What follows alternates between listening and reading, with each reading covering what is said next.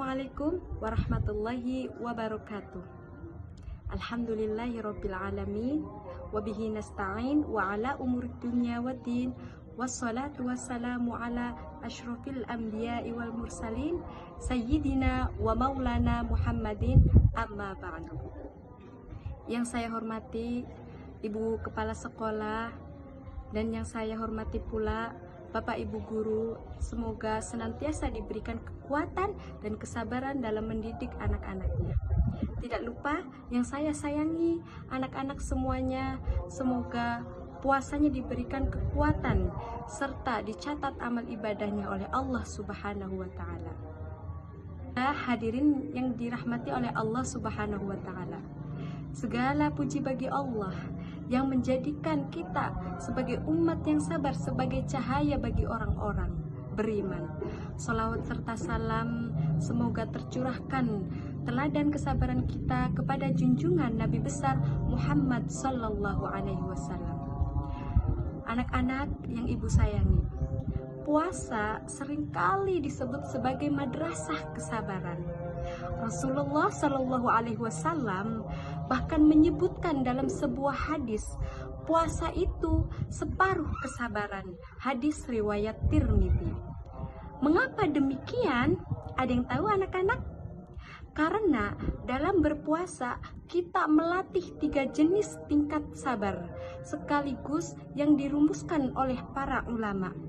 Pertama, sabar dalam ketaatan kepada Allah Subhanahu wa Ta'ala. Menjalankan perintah Allah itu butuh energi, butuh perjuangan. Kita sudah menahan lapar dari terbitnya fajar hingga terbenamnya matahari. Bangun di sepertiga malam untuk sahur.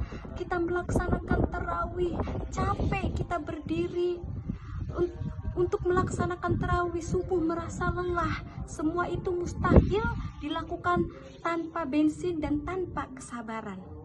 Kita memaksa ego kita untuk tunduk pada aturan Sang Pencipta yang ibu cintai. Yang kedua adalah sabar dalam menjauhi kemaksiatan. Inilah ujian yang sesungguhnya anak-anak. Saat berpuasa, halal-halal saja makan dan minum. Kita tinggalkan demi Allah, apalagi yang haram. Puasa melatih kita untuk berkata tidak. Tidak pada apa? Tidak pada gibah, tidak pada amarah, dan tidak pada pandangan yang sia-sia. Percuma saja kita menahan lapar, menahan haus, tapi ucapan kita tidak bisa dijaga. Kita masih suka menggibahkan orang, kita masih suka menjelek-jelekan orang. Percuma puasamu, percuma kamu haus, menahan lapar ketika kemaksiatan itu masih kamu jalankan anak-anak. Maka inilah yang paling penting, yaitu melatih kesabaran dalam menjauhi kemaksiatan yang dijelaskan pada ajaran Nabi Muhammad Sallallahu Alaihi Wasallam. Inni shaimun, sesungguhnya aku sedang berpuasa. Sabar di sini adalah rem agar kita tidak melampaui batas. Anak-anak yang ibu cintai, sabar yang ketiga adalah sabar atas ujian atau takdir Allah Subhanahu wa Ta'ala.